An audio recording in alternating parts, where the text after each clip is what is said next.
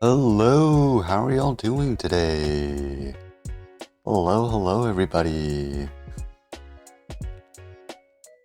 Hope you're all doing well. Thank you, MacDick, by the way, for the 1 month sub. I don't know why I'm not getting the notifications in my Twitch feed, but I noticed it earlier. Limit Silksong is out, play it? I know Silksong is out, but I do not have time to play it. Bro, I don't even have time for my 6 gacha games anymore. I did not sub, lol, what the fuck? Bro, Twitch is broken. Play it on stream. Okay. Streams, I can tell you for next month, the majority of streams are going to be coding streams. Because I need a fucking code. I need more time to code. These content reacts are just to break it up so you aren't getting coding streams literally back to back to back every single week for like 3 weeks in a row. Money glitch? Now do a refund? I don't even know how to refund a fucking sub.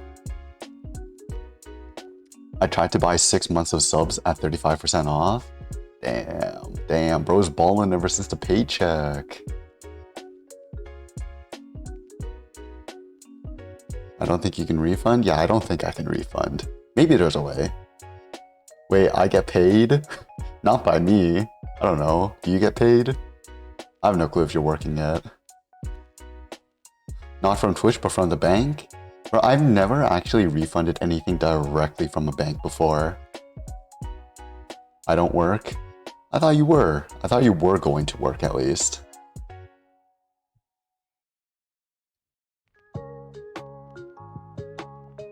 But yeah, anyways, I've been pretty busy off of stream.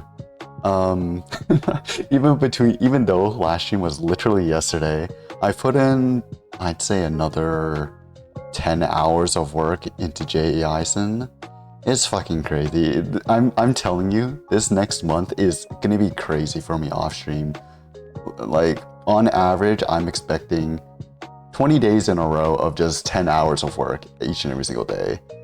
Most of that has to do with video editing and trying to fucking recover from the fact that my hard drive blew up that month ago. But still, it is so annoying.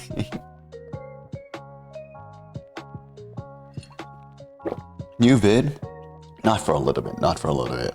Because you need to keep in mind, the thing is, with how many extra stuff that I'm doing behind the scenes, as well as all the other, like, the refactoring of Project Vita right now on stream, I effectively have, I want to say, 7 different videos / projects in production at the same time right now. So it is a major clusterfuck for me to try and manage and organize everything.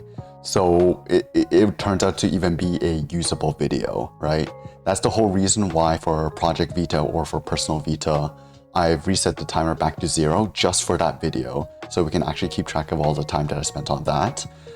But all the other videos that I have planned, I started them like a couple months ago, and it is a nightmare. It is a nightmare to keep track of my hours that I'm spending for each one of them. And it's getting to the point where it's like, do I even keep track of the time anymore? Or do I just continue keeping track of time once this all blows over? Because it's so hard trying to keep track of like the times spent on 7 different projects at the same time. Like, oh my god.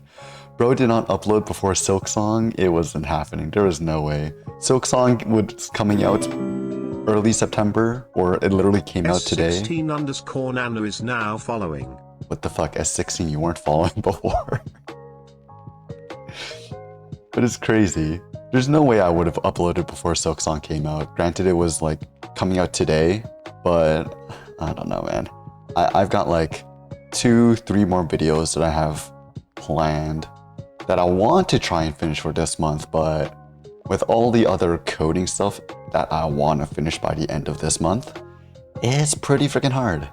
And yeah, let's just say I also have a ton of other stuff IRL outside of everything that I do for stream and Project JEIS, and there's a bunch of other stuff that I need to keep on top of right now. But yeah, I think for the most part, 10 to 12 hour days for the next 20 days for me seems pretty expected. I don't know. These streams are kind of like a break for me in the week. Stop me from going insane. But yeah, we got a bunch of actually, do I want to talk about it, or I'll save that for later. We got a bunch of new submissions for our content farming submissions. Seems like we got, 3 more articles and then a video to react to. We're probably not going to get to all of them today. We're probably just going to get to the first 2 articles today. Let me switch my screen really quickly.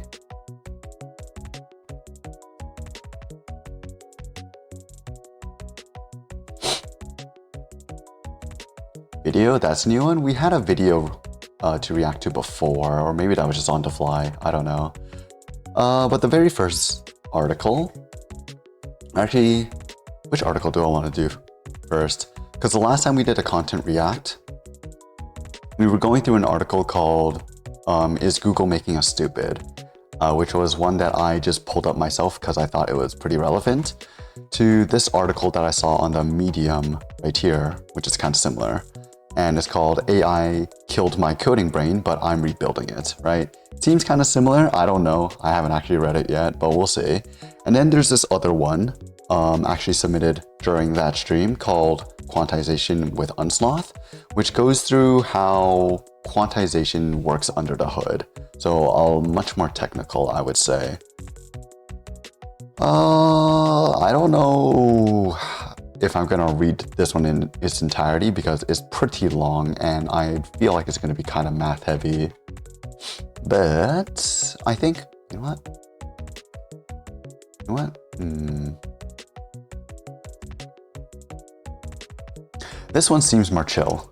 We'll go with this one for a start. All right. AI killed my coding brain, but I'm rebuilding it. By DevTips. DevTips, yes, DevTips. So we sprinted into the AI age of autocomplete IDEs. Now we're waking up wondering why we forgot how to write a for loop. So true. I don't know. I've never actually 100% vibe coded anything before. Brain nourishment stream, let's go. Yes, brain nourishment stream. You guys need something after all the AI slog. Yeah, I don't know about you guys, but I don't vibe code whatsoever. I am an anti-vibe coder, despite the fact that everything I do surrounds AI. It's kind of ironic if you think about it. But I'm someone that preaches you should be trying to at least do everything from by hand, at least, not using AI, because that's the best way to learn. If you're actually trying to meet deadlines and whatever, sure, you can use your AI, but I say if you're learning, just don't do that for your own sake. But let's see how similar this is to that Google article. Introduction, how I forgot to code. You ever stare at your screen and suddenly forget how to write a for loop or forget how a for loop works? Same, specifically Lua's for loop. I was on a new machine, had it signed into Copilot, and just sat there like a deer in a syntax-shaped headlight. Oh my god, this sounds so familiar to all of the vibe coder stories that I've heard of. You know, the Primogen, I always hear from this guy, like, he's always talking about the vibe coder pause, how the moment he stops using autocomplete IDEs, he's like, I just pause there and waiting for autocomplete to do its thing, but it just never happens. I don't use AI, I use the trusty Control-C, Control-V. You see, with Control-C and Control-V, at least you're doing something, you know? at least you actively know code is being put into your project, as opposed to the AI just silently injecting some line of code somewhere in your project and you won't know until you do like a git push. If you're even git pushing yourself, maybe your agent is also doing the git pushes for you. And at that point, you don't even own the project. You're a fucking project manager. And we all know fucking project managers don't know shit about their own projects. To be honest, autocomplete is goated when you know what you're doing. Autocomplete is good when you see it in action. and you actually read what's being inserted. I'm fine with that, but autocomplete on like a project-wide level it's hella sus to me. So this is Lua's for statement. For J, K in, wait, is it pairs, I pairs? What is Lua? That's when it hit me. AI tools like Copilot, Cursor, and Code Whisperer have slowly numbed our fingers. We're coding faster than ever before, but we're also thinking less, repeating prompts like rituals, accepting autocomplete like gospel, forgetting why code works and just being glad it does, taking things for granted. Code Whisperer, never heard of Code Whisperer? Yeah, I never heard of Code Whisperer before. But to be fair, I don't know a lot of these coding assistants either. Well, I do know Copilot and Cursor because everybody knows that, but I don't know what Code Whisperer is. I'm pretty sure somebody linked Code Whisperer before, but I don't know. They got a fancy old video here. I don't want to fucking watch that. AI art, heck W. And I'm not the only one. Scroll dev Twitter or Reddit and you'll see post after post. Ever since I started using AI, I feel like I've lost my ability to code without it. It's not just dramatics. It's happening. We're creating a generation of devs who ship fast but can't explain why the code runs. Classic startup maneuver. This isn't about bashing AI. I use it daily too. But let's talk honestly about what we're trading. Speed for mastery, autocomplete for understanding, shipping for skill. This is exactly why I say, when you're learning, don't use AI. I can use AI for coding, but I'm not going to use it whatsoever while I'm making Project JEISON. Because Project JEISON for me is a learning project. I don't know anything that I'm doing. Why would I use AI to do it for me when I want to learn what I'm doing? Good news, we can fix this. And it starts by asking some uncomfortable questions starting with, are you actually learning or just copying really fast? Control-C, Control-V mastery. My muscle memory is dying and AI is the knife. Coding used to be a craft. You wrote the same loops, functions, and patterns until they lived in your fingers. You could write a binary search in your sleep. Now, you prompt, get a blob of code, squint at it, and ship. Here's what's happening. AI-powered IDEs are replacing repetition with suggestion. That sounds good until you realize repetition is how you learn. It's like trying to get stronger at the gym by watching someone else lift weights for you. I've become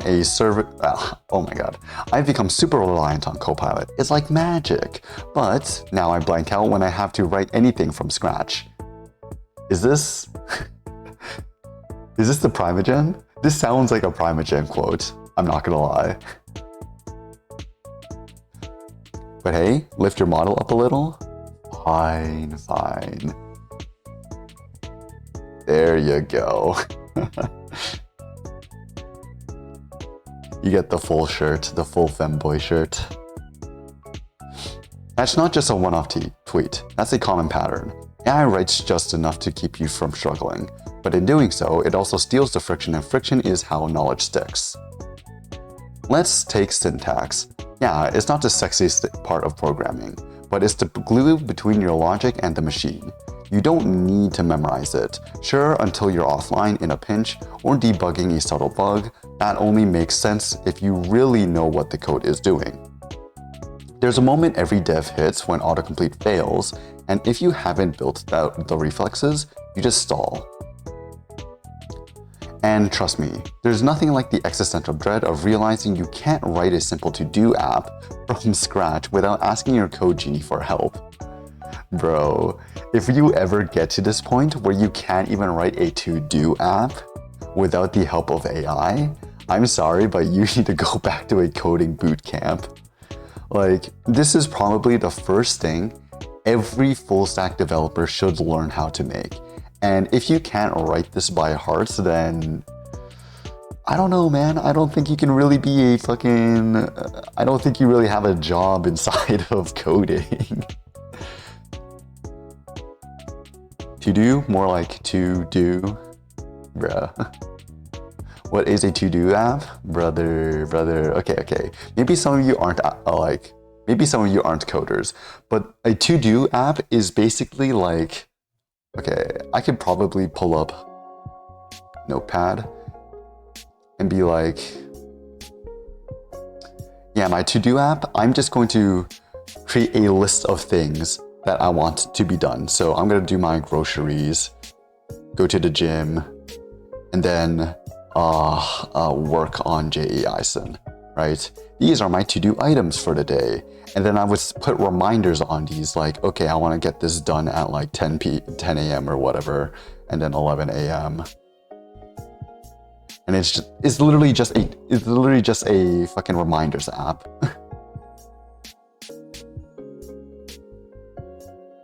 It's just a reminders app. You put shit on your phone sends you notifications that you got some tasks to do, and then you check them off for the day and you move on. That's literally what a to-do app is. But it doesn't even need to be a phone app. You can do it in a web browser, you can do it in whatever. It's literally just a checklist with boxes you can check or uncheck.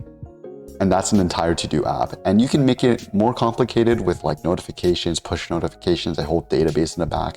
But fundamentally, you could write it in maybe 10 lines of code.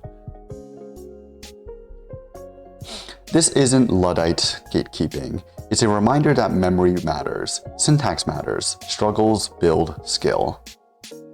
Let's make an AI to-do app.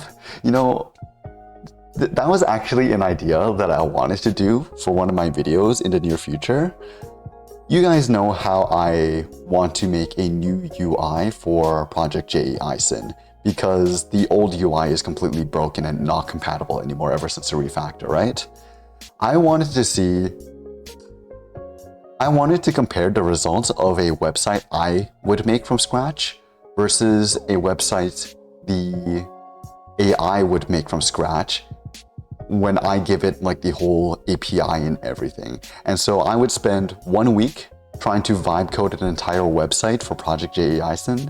And then I would spend another week trying to build another one from scratch. And then we would compare the two to see which one's better and which one I would prefer to continue coding with. Because I always see these, especially on Reddit, on the SaaS subreddit, I'm always seeing people like, oh, I vibe coded a startup. I vibe coded a SaaS and I sold it for X amount of dollars, $100,000, $200,000. And I'm just like, bro, you're selling literal scams. There's no way these vibe coded applications are actually making it onto the market and sustaining themselves onto the market after they get bought out. I have a hard time believing any of these vibe coded apps are actually seeing use inside of a wider market. And so, I don't know, I just want to give it a try myself because I've been such a skepticist against vibe coding and their maintainability in the long term. But as with all things, as with my whole motto with this, I don't know it until I actually try it myself, you know? So as much as I bash on vibe coding, I need to try it at least once, right? Give it a proper try and not just like asking ChatGPT or Gemini in a one session to solve like one bug or something.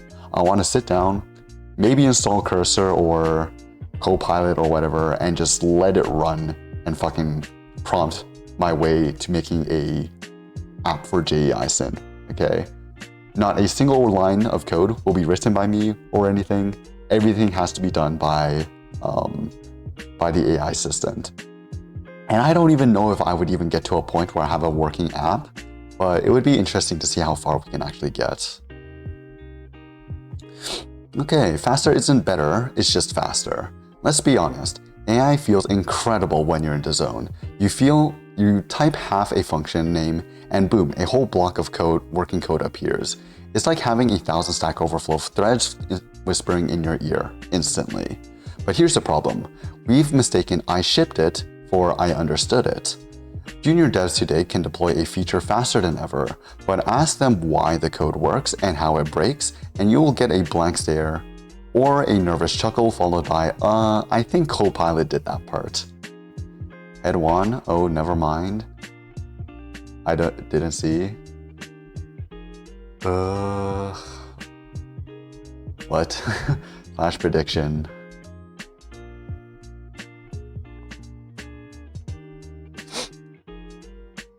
Oh, winner already picked. Okay. MacTig to get. Junior devs today, yep. We've traded a lifetime of mastery for 5-second dopamine hits from shipping faster and impressing dev Twitter. 5-second dopamine hits. This is the fucking epitome of our generation.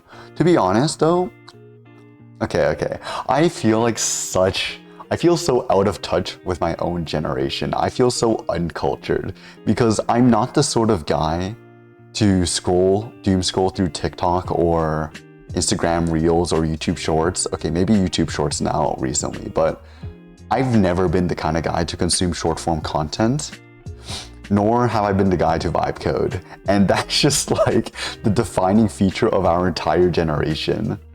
We need a new coin flip bot, to be honest. Okay, but how about you code one up? Carl is legit like always heads, then maybe you should always be betting heads, bro. Boomer? I am a boomer. I'm like a 20-year-old boomer. The last of their kind.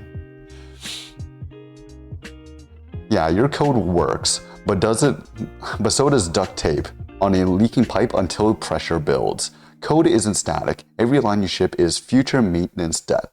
Every it just works block is a bug waiting for a bad day. Rewrite costs money. Worst, they cost confidence. Rewrites cost money. Fucking Project J. Ison with his million refactors. But yeah, what if? How is it going to be a bug waiting for a bad day when you can just use AI to solve that bug? AI in fucking code security? Question mark? Nah, the amount of fucking CVEs that I see popping up as a result of using AI to scan through fucking open source repositories is kind of crazy. And I feel like a lot of the times they are CVEs that you normally wouldn't catch with like the human eye, just because of how big these repositories are. But at the same time, it's usually for features that are just like hella obsolete or pretty much on their way out. So I don't know. This is kind of like, you can see this either way. For writing code, yeah, this creates a lot of fucking bugs. But at the same time, you can also use the same AI to go through and debug your code or find CVEs or different types of vulnerabilities.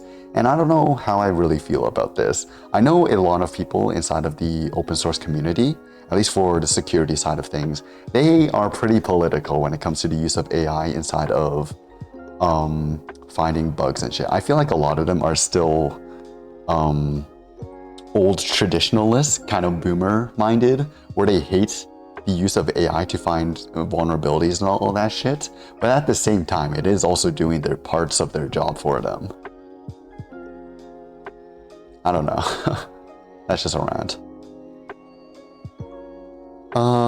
And let's not forget the AI trap. It doesn't care about your architecture. It cares about matching tokens. That means you're more likely to get a popular solution than a correct or sustainable one. Yes, this is another point as well. If there's a common mistake or a common misconception spreading around the community, or the API or the library simply has a breaking change, your AI is not going to give the right solution. It's going to give an outdated solution or regurgitate the misconception, right? Unless if you specifically train it to understand that this is a misconception, or give it some sort of tool calling to always fetch the latest documentation before saying a solution, then this is always going to be the case, right? Limit check your DMs. All right, fine.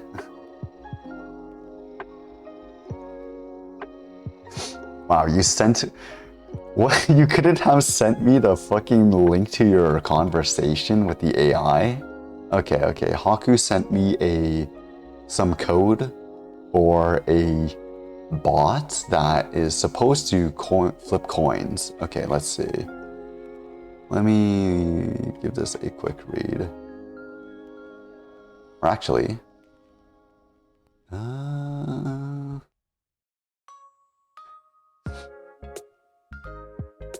Let's see. Can I share this without leaking anything? I'm just gonna copy paste the code. Fuck it.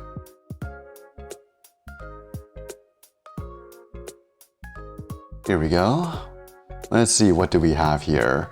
I'll help you create a simple Discord bot that performs a 50-50 coin flip with the /cf command.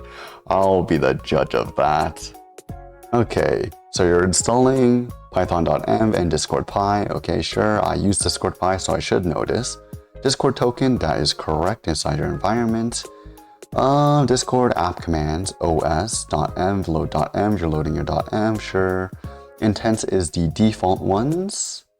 And you're starting a client with the intents and giving it this app tree. Honestly, this looks fine so far. Then you're giving this tree /cf 50-50 chance, generate random heads or tails, random choice, Discord embed, title, coin flip result, blah, blah, blah, blah, blah. You're doing a coin flip and it sending back an embed. Set footer, flipped, blah, blah, blah. You know what? This actually works. It's DeepSeek. This actually works. This code will work perfectly fine. But you still need to set up the bot and everything for that. Oh, it even have a tutorial how to set up your Discord bot. Okay, go to Discord developer applications, create new application, go to bot section, create a bot and copy the token. You're not even gonna tell us how to copy the token. Enable message content intent and server members intent. Okay, and then they also have this invite bot, go to OAuth URL generation, select bot and application commands, select necessary permissions, send message, embed links, blah, blah, blah. You can just do admin and that's also fine.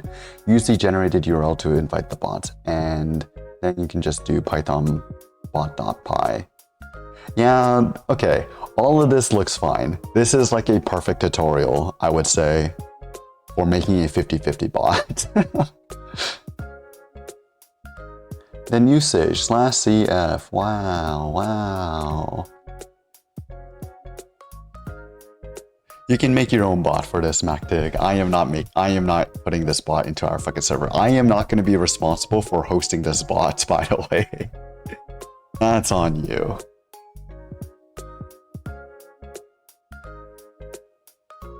I'll make it, oh yeah, and you can also be the one to host it. But I don't think it's going to be any better than the Carlbot one, because I'm pretty sure this is kind of like the exact same thing Carlbot is using, just random.choice or whatever Carlbot is using in their language. Because under the hood, this is still just a uniform distribution, and it's kind of hard to fuck up a uniform distribution.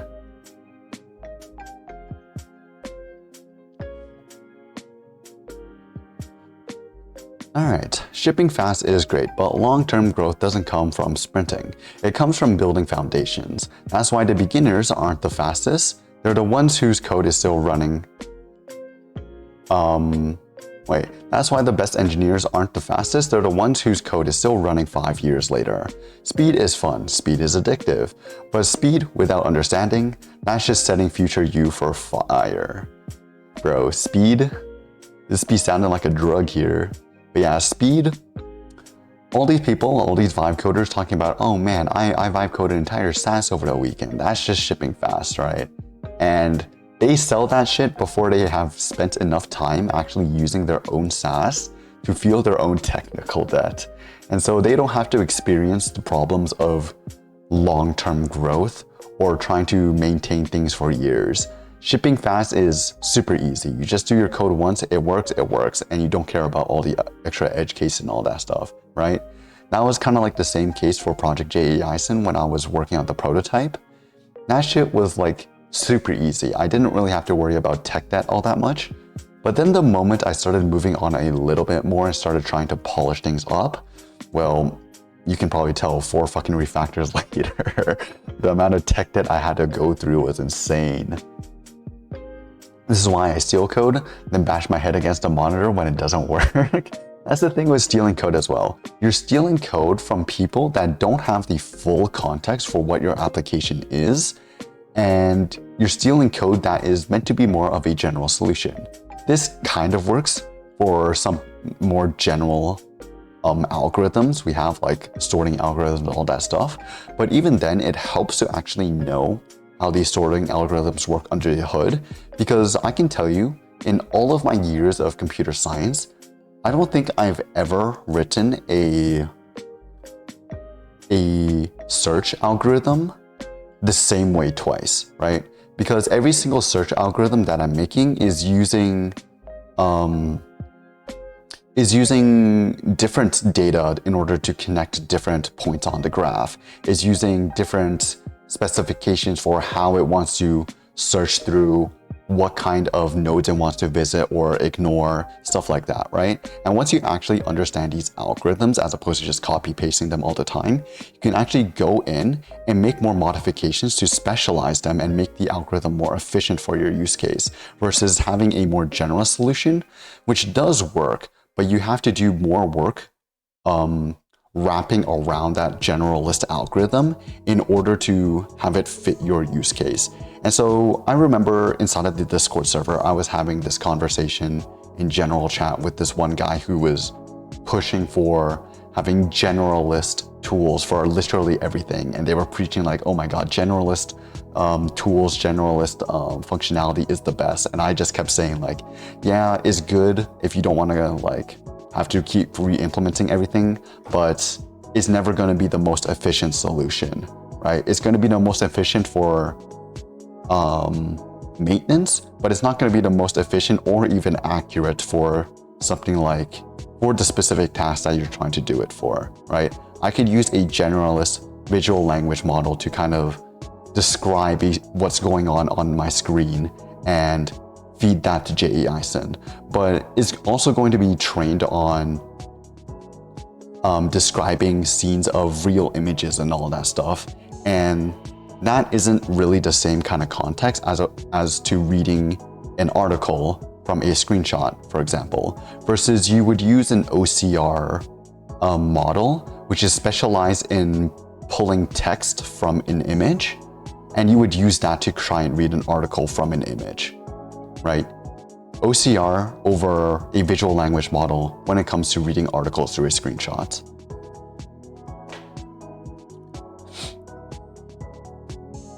All right, debugging is where AI breaks and you break with it. Here's where things really fall apart, debugging. You can lean on AI all you want to write code, but the second something breaks in an unexpected way, and it will, you're on your own. Because AI can only guess, you're the one who has to understand. Ask a junior dev to debug code Copilot helped them write, and you'll see the fear in their eyes. This feels like an exaggeration, but I don't know. I've never vibe coded. Debugging is where real programmers are forged. It's the ultimate test. Bro is sounding like a true hardcore traditionalist here. Debugging is where real developers are forged. Forged in the fire, the depths of debugging. It's the ultimate test of understanding a place where shortcuts die and your mental model either holds up or collapses like a Jenga tower. Now imagine someone who spends the last year pasting in AI snippets and pressing run. What do they do when the app silently crashes on the edge case no one prompted for? What happens when the logs make no sense and the AI can't help? AI doesn't have full context. It doesn't remember how your state mutated over the last 30 calls. It can't see that one weird async race condition that only showed up on Fridays in staging. I feel like it could. And to this case, you know what you do? You wait for the AI developers to release better models in 1 year time, and then you return to your application to debug. Yes. Just don't worry about the bug, it'll fix itself in 1 year's time. And let's be honest, we've all seen those Copilot hallucinations, making up fake method names that don't exist, confidently suggesting broken logic, and copying Stack Overflow answers from 2012 with bugs included. Yes, even if you do copy code snippets from Stack Overflow, there's no guarantee that those code snippets are still working, right? Some person could have just written that code snippet didn't even press run and just pasted it in, right? They just wrote it on the fly. And I've seen that before, right? I've seen many code snippets on Stack Overflow that are just flat out wrong, or use a spec for the library that was like 10 years out of date, right? Which is why even copy pasting still has kind of the same problems as using AI today. Just using AI today just encourages the use of copy pasting more, which is why this problem has been, I don't know, more prevalent, I guess. Worse, it all looks legit on the surface. If you're not careful, you'll trust it and ship it and wonder why your system lights are blinking red at 2 a.m. The more that I think about it, I've noticed the more that I've worked on Project JAISON, the less and less I've had to go to Stack Overflow or all of these other forums in order to try and find solutions to my problems. It used to be that whenever I remember back when I was learning web development and doing internships as a web developer, bro, every single time I ran into a problem, I was basically always on Stack Overflow.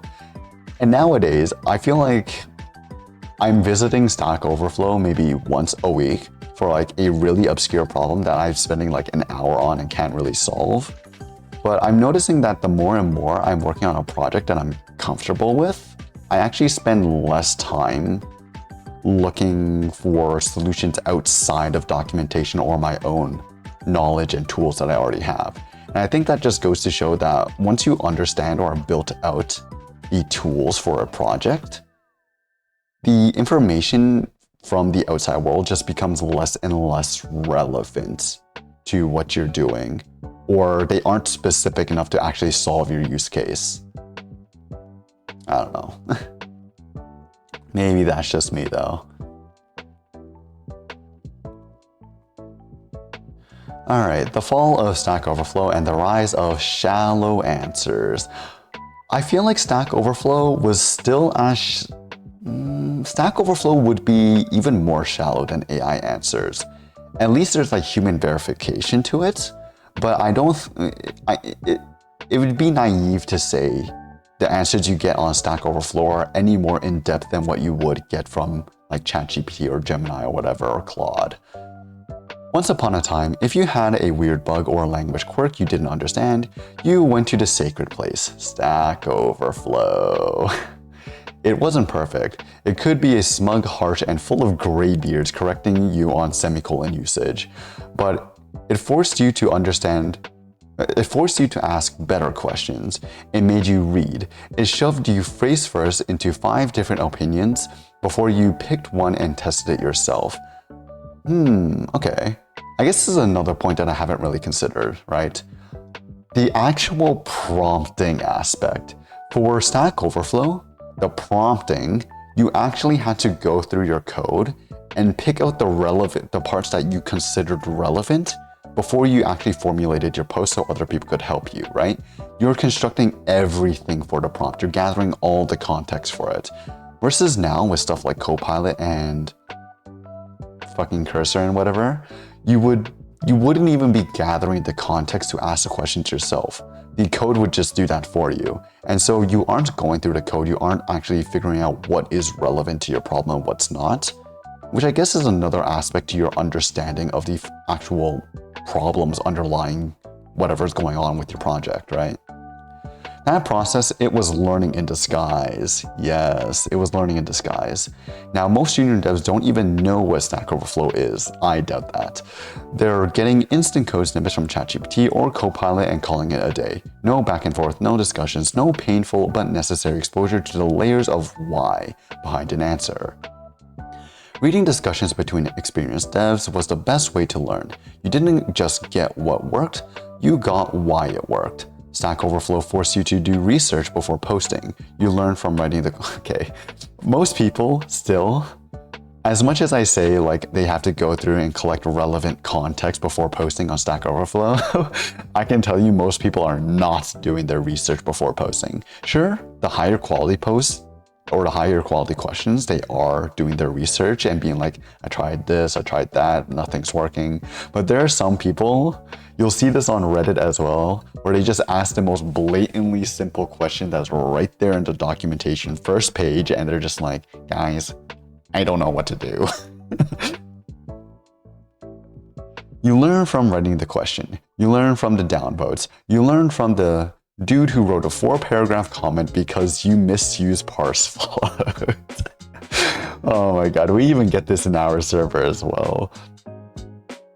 The people who write fucking whole ass essays to answer a one-liner question, it's fucking amazing. It's incredible info dumps, but they are useful. AI doesn't care about how lazy your question is. It'll confidently give you an answer, even if the answer is technically wrong but statistically plausible. Yes, Stack Overflow could be toxic at times, but it created tribal knowledge, the kind of understanding you build through community pain and collective wisdom. Fire Eagle says, I at least bash my head against the code a little before asking for help. Yeah, that's what I do too. But you wouldn't believe how easily some people give up at trying to find a solution. In not just coding as well, but in pretty much anywhere you go, right? I used to be a TA and tutor for like 6 out of my 12 years inside of grade school and whatnot. And I can tell you, the levels of human laziness out there are beyond ideas. They are beyond imaginable. You think you're lazy? I can tell you there is somebody out there that's lazier than you. I met a fucking girl in my class who couldn't even read a fucking analog clock. She couldn't read a normal clock with the hands on the wall. And we were in grade 10. And I just remembered, I was like, oh my fucking god, there's no fucking way. There's no fucking way. You've been alive for how many years and you can't read an analog clock? Like, what the fuck? I live in Italy, the country of the lazy. You'll be surprised. You'll be surprised. Everywhere you go, you'll find somebody lazier than the laziest person you know. Now we're getting answers without conversations, code without membership, fixes without foundations. And that trade is costing us way more than we think. Speed scales flat, understanding compounds. Let's talk about growth curves. Picture 2 devs. Devs A is AI-powered, Copilot, ChatGPT, Cursor, they're stacked. They're shipping features in hours, not days. Looks impressive. Dev B is old school. They're struggling, they're Googling, they're reading docs, writing broken code, fixing it, learning the hard way. Vibe coders and the fucking people getting hired at Fang versus me. At first, Dev A leaps ahead, but over time, Dev B starts catching up, and then something wild happens. Dev B keeps climbing. Why? Because Dev B is building a mental model. They're learning how systems work, how patterns emerge, how code flows, breaks, and heals. They're learning how to debug, how to optimize, and how to think in code. Speed gets you short-term wins. Understanding gives you long-term dominance. This is compounding knowledge. Every concept you master connects to the next one. Every bug you solve connects to the 3 new ones. You don't just skip, you scale yourself. Dev A, they're still fast, but their growth flatlines. They can ship what Copilot suggests, but when it comes to system design, optimization, or truly novel problems, they'll stall. Because their knowledge graph is shallow. Speed is a burst. Understanding is exponential. So yeah, it feels like a cheat code to use AI all the time. But if you're not also putting in the slow, boring, painful reps, you're not leveling up. You're just pressing auto fire. Damn, that's a fucking bar right there. I've got a lot of friends. Considering the fact that I came from a very computer science heavy university, I've got a lot of friends that are working in like big tech or startups right now, right? A lot of the unicorn kind of shit. But I feel like for a lot of them, most of them, ever since ChatGPT became like a dominant force, right? They've all become very much vibe coders. And I hear from them all the time whenever I talk about my own project. I hear from them how their projects are like, oh man, over these 4 months, I've written 20,000 lines of code or some shit like that. And I just look at them and it's like, bro, how the fuck are you coding 20,000 lines of code? What kind of project are you writing that's even 20,000 lines of code? In 4 months, no less. And they're just like, sure, it's research, but at the same time, they're like, bro, I don't know what half the code does anymore. So at that point, it's just like, yeah, you're writing 20,000 lines of code, but first of all, are you even writing it anymore? And do you even own the project at that point? 20,000 lines of codes and 40,000 lines of them are wrong. Oh, that is so true. Not even code. In my class, people cannot write an essay without ChatGPT. Yes. Oh my God, the amount of people that are just writing their essays with ChatGPT as well. Bro, my university, they were smart to get rid of technical reports for our internships ever since ChatGPT came out. Because it would literally benefit nothing. But essays are hard, bro. Essays are like the easiest thing. I would say whenever I get an essay assignment, whenever I get a course that's just writing essays, it's an actual bird course because it's so subjective. It's so easy to game the TAs and get a high mark on it versus actual coding. But at the same time, it's just like, it's even easier now because they could just throw that shit at ChatGPT and they'll get a full fucking essay. But I know that some teachers now are trying to get around the whole ChatGPT thing. At least in my university, one of the last courses I took, like ethics or whatever, there were like surprise essays where you would have to show up with some printed notes. She wouldn't tell you exactly why you had to print out your notes, and you'll be like, why the fuck can't we just like pull up the notes on our laptop? And then she'll be like, okay guys, everybody put your laptops away. It's time to write an essay by hand, the good old fashioned way. And it would be like an essay related to the homework we just submitted online. That way she can actually confirm whether or not what we wrote, we actually did write ourselves, and confirm that the facts, we understood them ourselves as well. So I guess that is something that teachers are starting to do, right? As opposed to having everything be submitted online, you know, going back to good old fashioned pen and paper, make sure people aren't using ChatGPT all the time. So in a way, I feel like, in a way, we are kind of regressing backwards. We've progressed so far with technology that we have to stop using technology for learning. It's so crazy.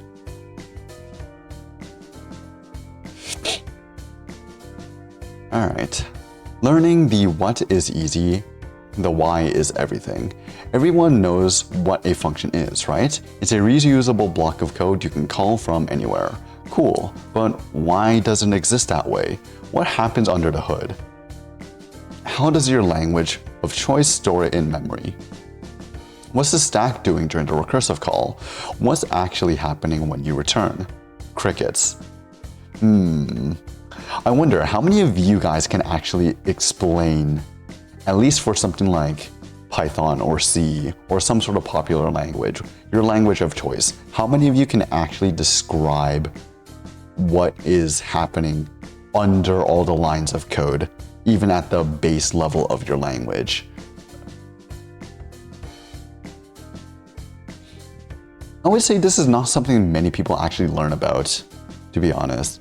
Even if you take a computer science course or major in computer science in university, I feel like most people don't actually understand what's going on under the hood, because most universities don't even teach you this kind of stuff, right?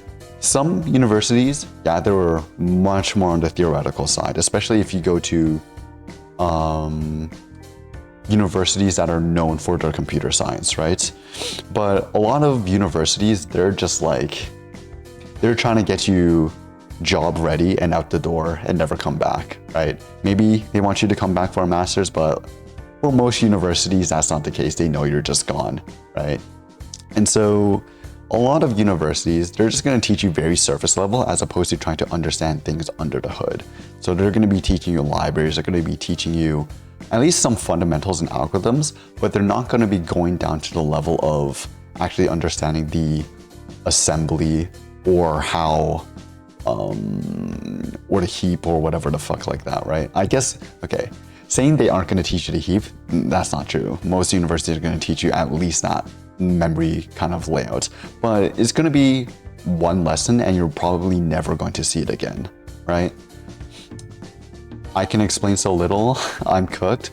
Not really, but I can read the code. It's all in the heap. Yeah, it's all in the heap, guys. It's all in the heap.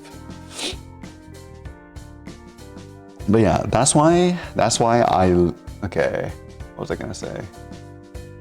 That's why if you're still in school or if you're about to go into university or whatever kind of computer science course, that's why I say if there's a course that a lot of people are avoiding for the fact that it's actually hard as opposed to being a bullshit course, if the course is actually hard, take it. Because you're gonna learn so much more that other people just don't really know, right?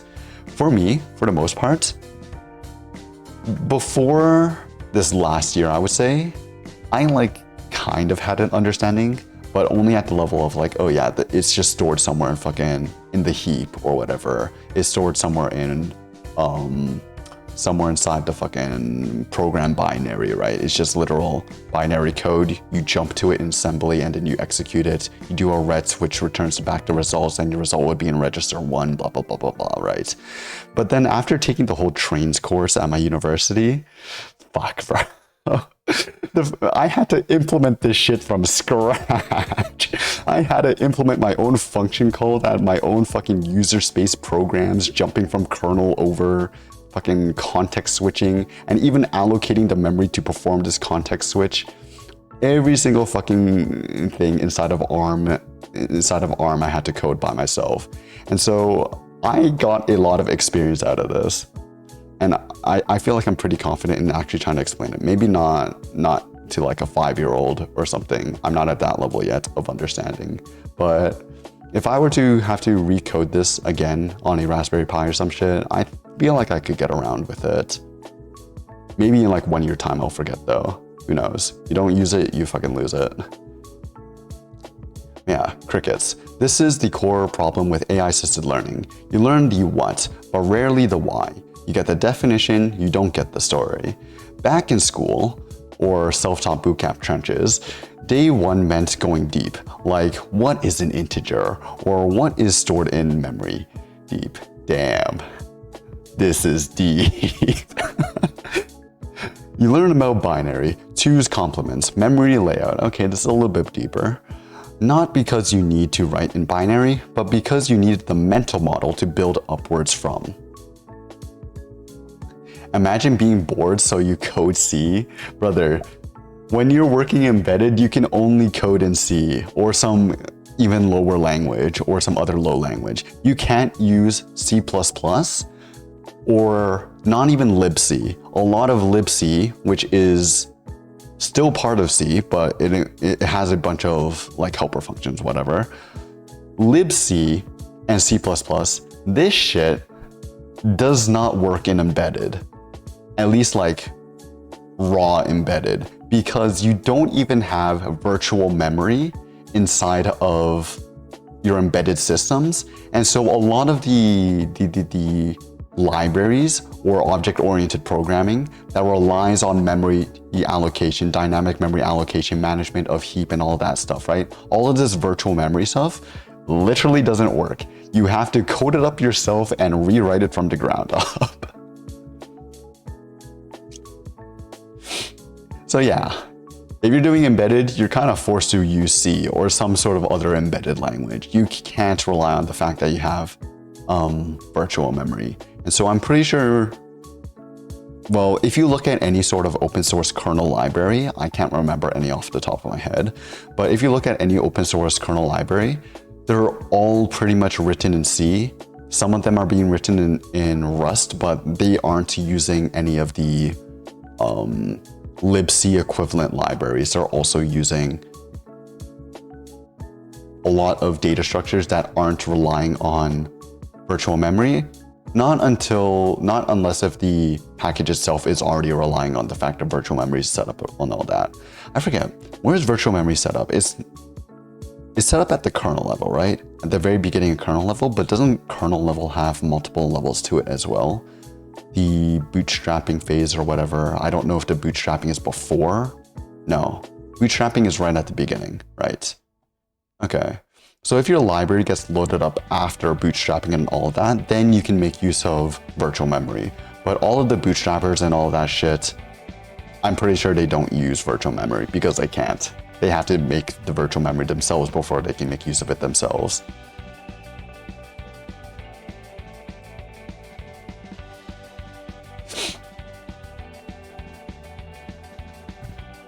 Hold on.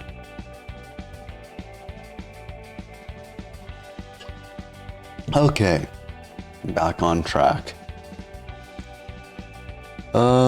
Today, devs jump straight into frameworks and AI tools that scaffolded everything. Okay, it's not just today. Even before ChatGPT became super popular, this was still the case. When I started learning web dev, ChatGPT wasn't a thing. But even then, I didn't understand the lower mental model of how computers work. I just jumped straight into using React and all of these frameworks to do my coding and stuff like that because, I don't know. At the time, I was just trying to get job ready as opposed to trying to learn the fundamentals. And I feel like doing this ended up hindering my ability to really grow as a developer early on. And I felt like I stagnated in the first few years until I started actually understanding what was going on under the hood, building up a better mental model, and then moving forward with working on Project AIs and all of that stuff, right? But jumping straight into a framework, this is why I say, yes, Python is easy. And if you're an absolute beginner, then you can learn Python as your first programming language and then use it for your first little project. But I'm going to say this right now. You should not use only Python for your first year of programming. I can say you can use Python for your first month or so, but after your first month, you have to try and start using another programming language, such as C, or at the very minimum C++, and try and learn that programming language, learn the fundamentals. Don't even try and dabble into libraries or anything like that until you feel like you're confident in using C or C++ or whatever low-level language you choose, and then you can go back and continue on with whatever higher level language you want, right? Because you need to be able to build upon these fundamentals, and working with something like Python, which doesn't even have types, by the way. It does have types, but it's not like upfront to you, and it doesn't enforce in any way. It really hinders your ability to fucking learn. When I started learning web dev is using JavaScript and HTML, and JavaScript, I'm pretty sure most of you have used JavaScript before. That shit does not have types besides being like var, const, whatever. That shit does not count. I'm talking about like actual primitives like int and all of that stuff, how they're represented in binary, and that kind of stuff is more important to understand than just knowing what a for loop is, for example. Do you know voice? No, I do not know who this voice is you guys are referring to. Is it just everyone in VC?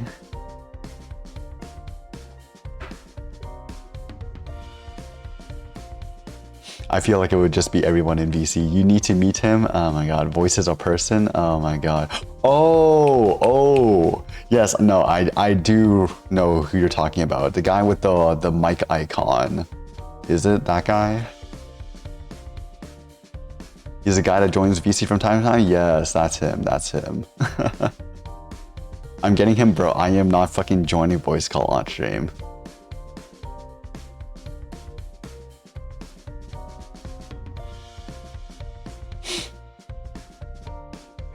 fine. What? Why? Because I'm trusting all of y'all with my stream, bro. I'm gonna join in there. Someone's gonna fucking get me canceled, I swear.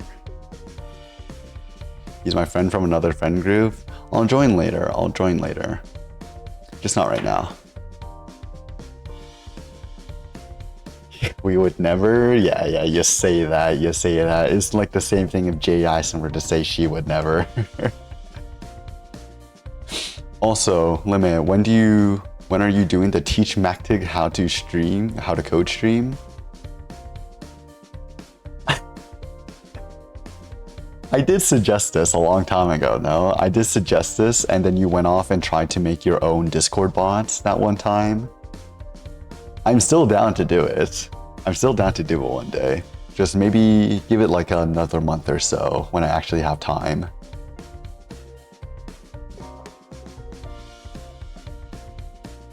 That would be cinema. That would be cinema. I never tried to make my own Discord bot. Oh, right, my bad. You asked ChatGPT to write your own Discord bot and then send it to me like it was your own. Yo, can I join a coding school with Legend? It'll be like an open session, you know? MacTig will be my main subject for the day. Oh, you did suggest it? I did suggest it. Coding school stream, Lamau.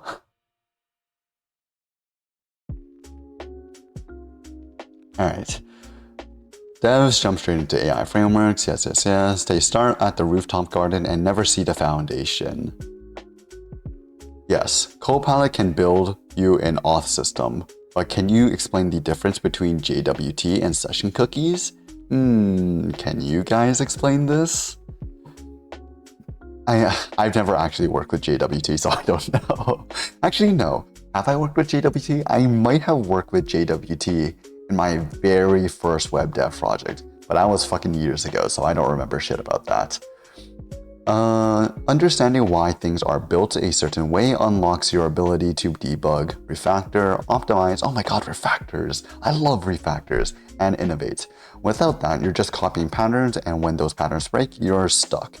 Every great dev you've ever admired, they didn't just memorize solutions, they understood systems. This was my biggest struggle when I was becoming a web dev. I just copy pasted every single thing from React tutorials from Stack Overflow, and I did not understand a single bit of code. Not a single snippet stuck in my memory. I remember when I was first learning to use Redux in React, holy fuck, that shit was the most confusing thing ever. Every single day, I go back and try and debug Redux, I would need to relearn the entirety of Redux in order to just change one line of code. And then I would forget it the next day because I didn't actually learn it. I just searched up tutorials for how do I fix this specific bug. And then I would spend 2 hours trying to read through, find a specific solution that fixes it. Like, oh my god, don't be me. Don't get stuck in tutorial hell, guys.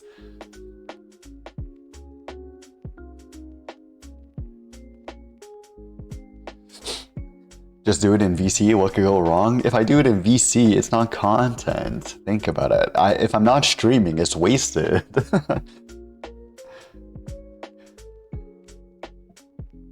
If you join the VC, it's gonna give you content for your content farm. Yeah. This is my content farm.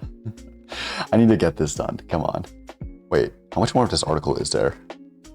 Oh my fucking god. We're not even making a dent on this shit. What the hell?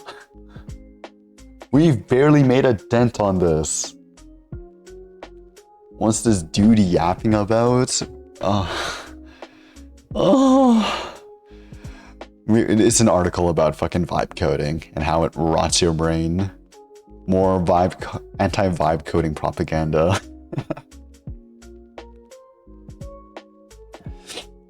Because knowing how something works is always good, but knowing why it works, okay, whatever, I don't want to read this. We gotta move on. The fuck was that moan? Brother. We don't talk about it. Find your tribe learning is a team sport. What? Find your tribe learning is a team sport? Yes, okay. Here's a hard truth. You won't get better just sitting alone with AI and a VS Code terminal. Beg to differ. Yes, you'll ship, yes, you'll feel productive, but growth that happens in a community where smart people challenge your assumptions, review your code, and make you feel dumb in the most productive way possible. This is getting better though, now that GPT-5 is less sycophantic. Now that it's able to actually oppose what you're saying, we're gonna see this kind of viewpoint challenged a little bit more going forward. Vibe coding for the win if you're not dumb and know good and bad design patterns? Yes. But what this article is trying to say is that if you're learning to code for the first time, basically, AI is kind of setting a precedence that kind of ruins how you start learning or becoming a good developer, right? The kind of practices of AI or what AI is promoting today is, I don't know, is atrophying your skills. And if you aren't aware of that, if you aren't continuing to exercise your coding muscles while you're still vibe coding, then it's just going to deteriorate and you're not going to be as good of a coder. I'm not saying, and I don't think this guy is saying either, that vibe coding inherently means you stop learning, but the practices most people take when they are vibe coding puts them in a position to lose those skills that they've acquired over time, or not even acquired skills in the first place. So the best devs aren't the ones who, with the best AI prompts, they're the ones who hang out in the right Discord servers. Hey, you guys are all in my Discord server, right? Right? Forget LinkedIn influencers and coding TikTok tips. If you really want to learn, join a niche Discord server like Zig, Rust, Elixir, whatever you're into. Lurk Reddit threads where arguments break out over language design, drop into open source PR discussions and real engineer debate trade-offs. I wonder how many of you have actually went to a coding conference? I hear about them all the time, especially for Linux and stuff like that, but I never actually been to one in person. I don't even know what they would fucking be like. I don't know if they're just like a series of TED Talks or whatever, or if they're an actual convention where people have booths and whatever. That would seem weird, because like, what would they even show off in their booths? Just code or whatever? Ask questions, then ask why, then ask again. There's no shade to Mastodon or Reddit, but Discord is the MVP here. Is it? Is it? This is where you can find high signal conversation. I guess it is where you can find high signal conversations, but at the same time, it's Discord. It's fucking Discord. With people way smarter than you who also love helping you not be dumb. Pro tip, don't just join, contribute, answer a newbie's question, post a design idea, review someone else's janky PR. You learn way more teaching than consuming, and that's why you can be a fucking tech support on my server if you just DM me and ask. Seriously though, we need more fucking tech support people, please. You don't need to know Project JISON to be tech support, you just need to know how to code, please.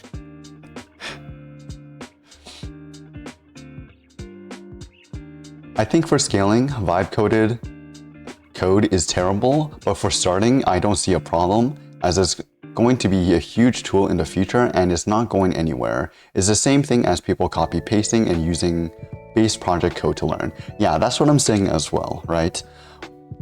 Vibe coding without actually thinking about what you're vibe coding or throwing into there, it's inherently just mass copy pasting, right? Faster copy pasting.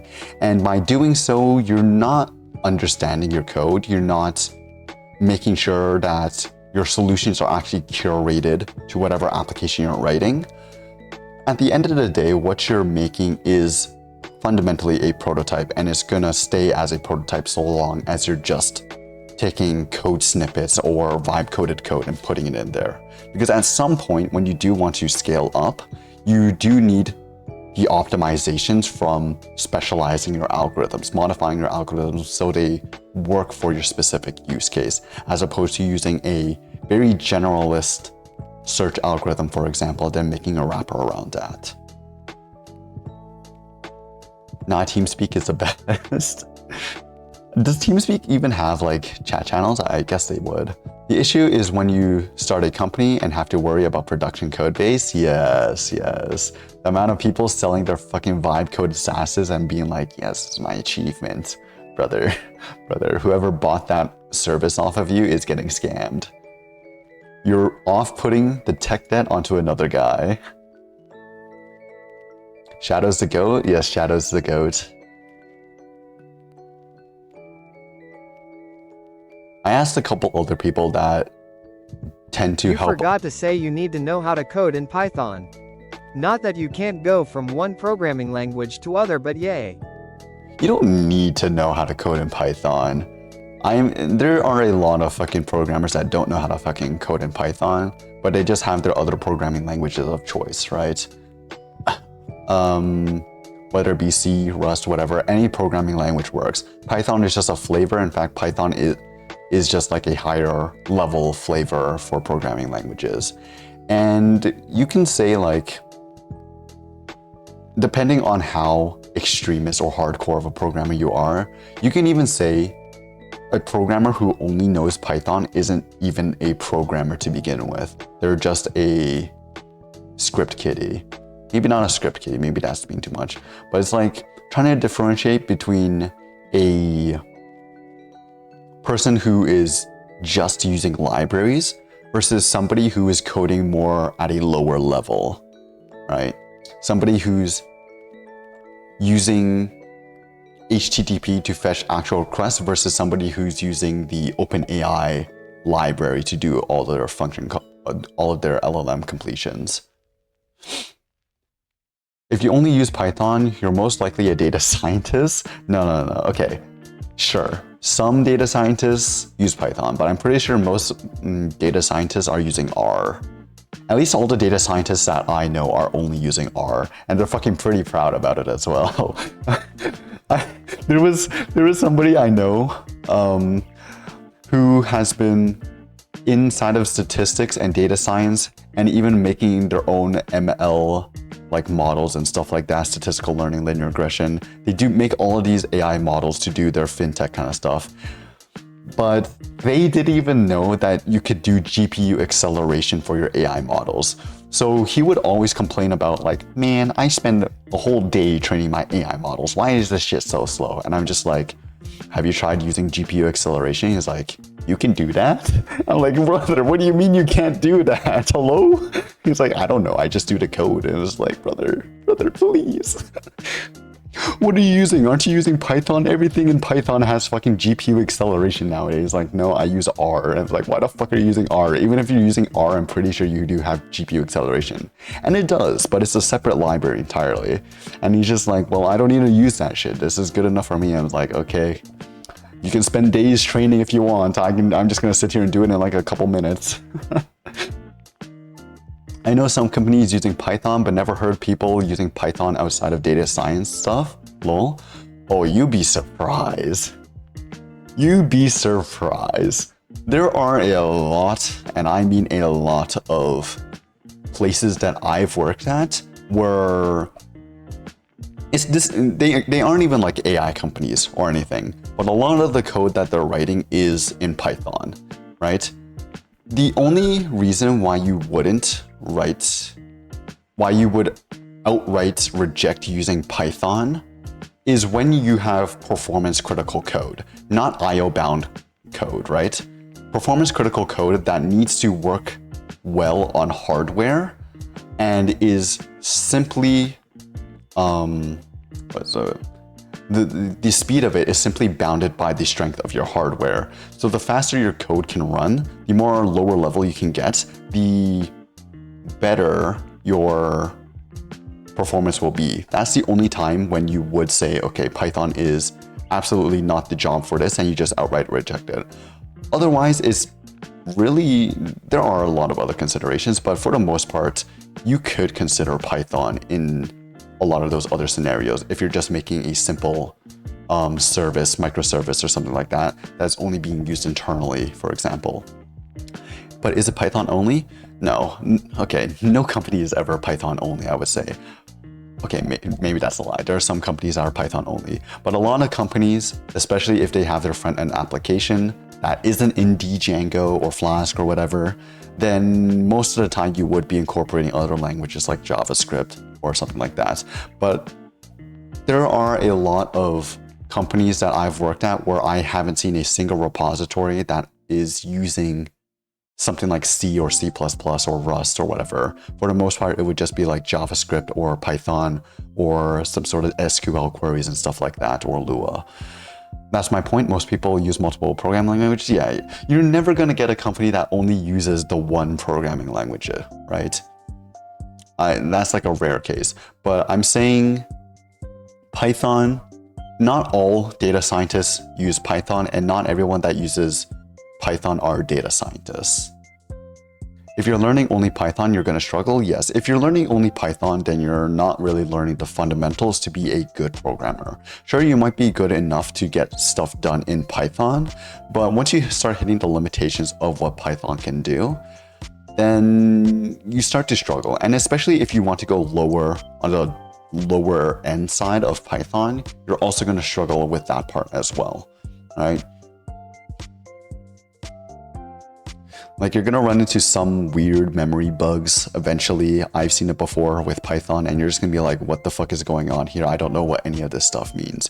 But once you understand the fact that, for the most part, at least the most popular version of Python is just a C wrapper, then you can kind of extend your mental model from C and be like, okay, yeah, this is the problem that's going on. I know how to fix this, right? I know how to rewrite the Python code so it plays better with the C compilation or whatever. All right, AI gives you answer. Your tribe gives you perspective. And, oh, wow, I never thought of that way before. I never thought of it that way moment. That's the good stuff. That's growth. That's where you become the devs others want to ask questions to. And eventually, when you see someone blindly copy-pasting AI snippets, you'll get to be the one who says, cool, but do you know why that works? This is my favorite thing to do. Just being like, but do you know how that works? I feel like such a snob every time I do it, but it's like, it's so true. It's so true. That's Limit. That's me. I'm a fucking egoist, guys. I have the biggest ego I know. It's like he's talking about you. Brother, what? Nah. I'm the most humble guy on Twitch. You can't tell me otherwise. Code reviews should be conversations, not checklists. Let's be real. Most code reviews these days just look good to me. Rename this variable, semicolon missing, nice job, merge away. You know, okay. I didn't know it was actually like this until like my last internship. I thought every single time I got a PR and I just got like a looks good to me, I thought they were just being like, oh, they're just giving me the intern treatment. They don't really care about the code that I'm writing, right? But no, this is actually just what they do. IVs look good to me 90% of the time. Yeah, it's fucking crazy. It's like, I question whether they even read the code or not.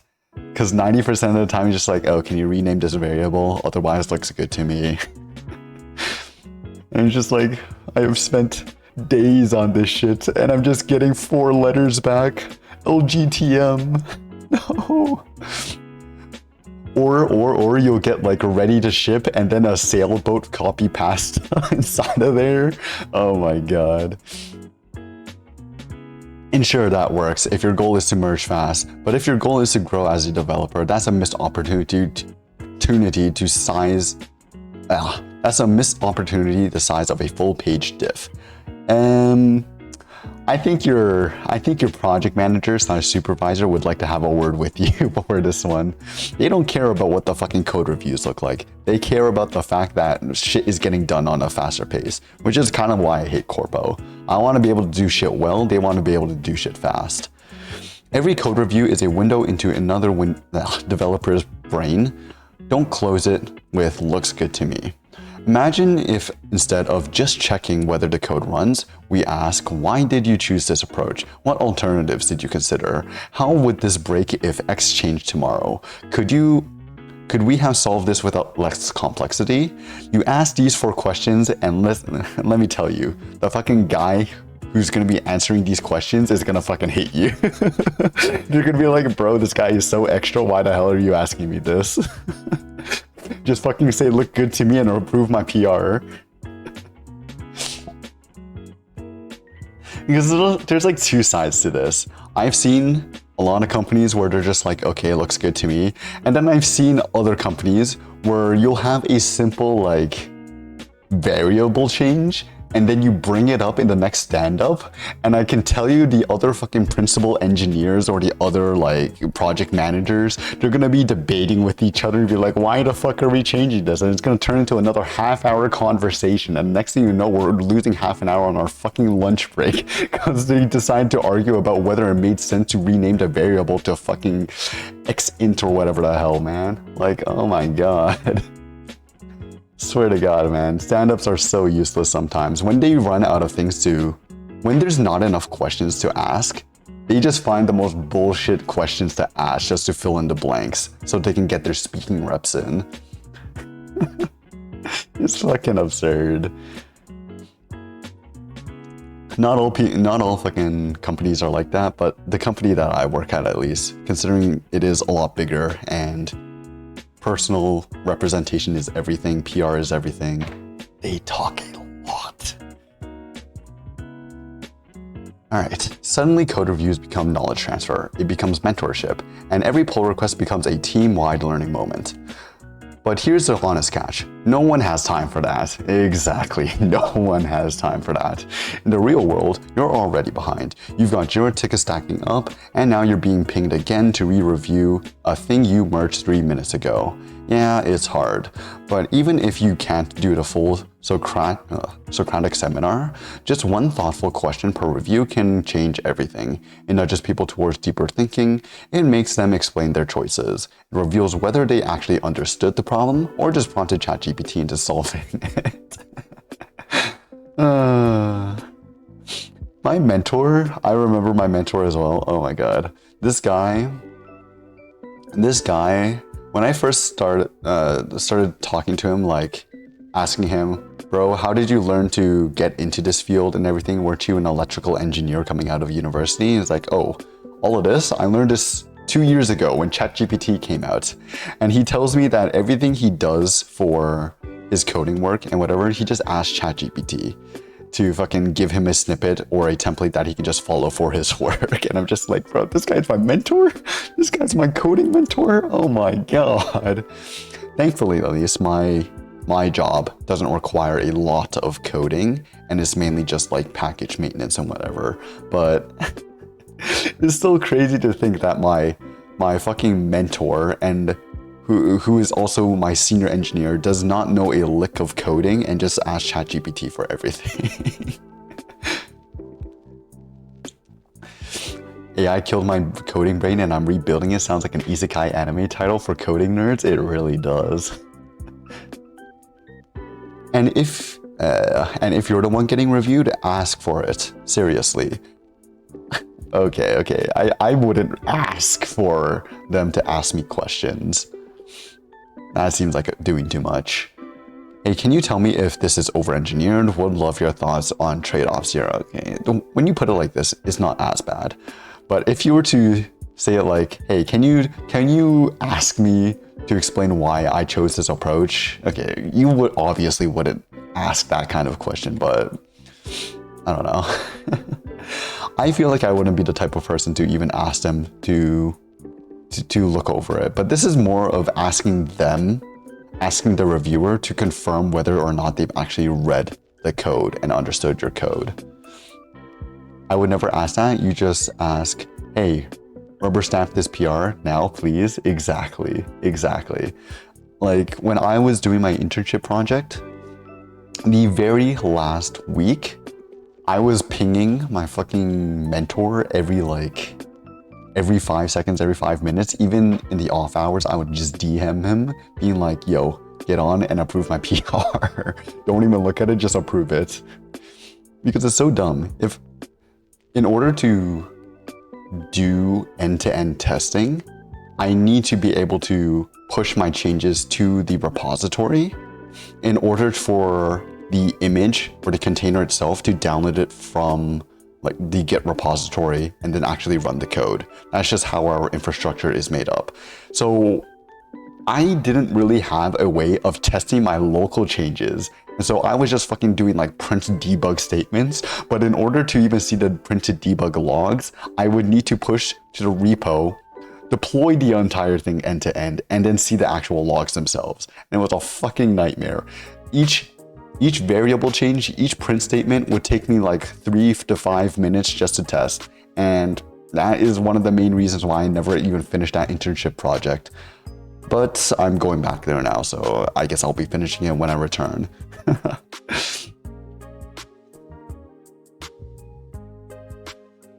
Yeah, fucking, I wish PR culture was a little bit different, to be honest. Or at least I wish the infrastructure for that company was a little bit different.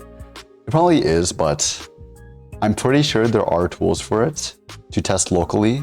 But the thing is that with how big the company is, the knowledge is just distributed like crazy. It is so fucking distributed. You can't find anything without somebody else letting you know that this thing existed, and then you have to search for the exact keywords through the entire wiki. Not even the entire wiki, is we have our own fucking forum for this shit. You have to search through the forum using this keyword. You'll find one obscure title that doesn't even match what you're saying. You'll click it, you'll give it a couple minutes to read, and at the very end you'll figure out like, okay, yeah, this actually does solve my problem. And then you have to spend the next half hour trying to figure out how to set up this archaic project that somebody fucking made 10 years ago just to fucking run shit on your own system. It's a nightmare. It is a nightmare. But that's just what you get when you work at a pretty old company with a lot of tech debt.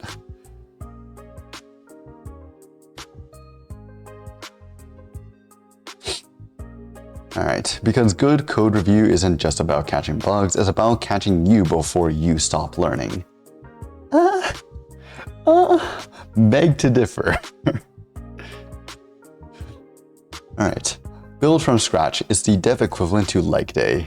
No, not leg day. You know what nobody wants to do, but everybody needs to do? Build stuff from scratch. Honestly, though, building from scratch is, I would say it's a lot funner because you don't have to suffer from fucking tech debt, right? I would much prefer to build stuff from scratch than to do everything using a pre-built project that came before me. Libraries would still be the way to go, but building from scratch still ain't bad either. Working on repos from 10 years ago, that sounds like what I have to deal with when I intern at my country's government, slow mal. Yeah, that's the thing. Because it's like, somebody wrote this 10 years ago, and then they just left the company. And now everybody is kind of using this thing because the infrastructure hasn't changed in like 10 years. So everybody is still using this project to run and deploy and test their changes. But then nobody really talks about it. It's just there. So either you know it and you use it, and you keep it to yourself, or you're just struggling pushing to fucking repositories and you're just working on that shit. I've touched a code base from 2004. Yeah, it's like that as well. Whenever you're working with a lot of open source Linux packages, you're dealing with shit that are fucking ancient. There'll be a bug in a version that was pushed in like 2001 or some shit. And it won't even have like a GitHub repository because it's that old. They'll have their own website where they have their own, not even Git. It would be their own kind of version control kind of system. And you would have to figure out how to make use of it or dig through their email logs just to find the patch that they gave for this fucking thing. And it's actually terrible. The open source community for Linux packages, at least the archaic packages, it is such a headache to maintain at times.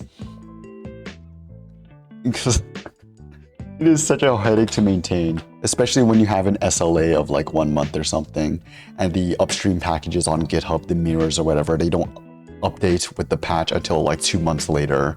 All of a sudden you're behind SLA, you're getting yelled at by fucking managers and whatever. You have to start digging through fucking pages of Google pages of fucking email listings and whatever trying to see if it even matches the CVE you're trying to fix, and it's just like, oh my god.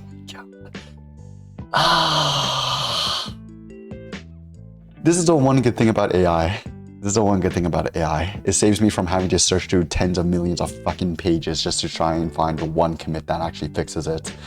But at the same time, it's like, it's not going to do my whole job for me.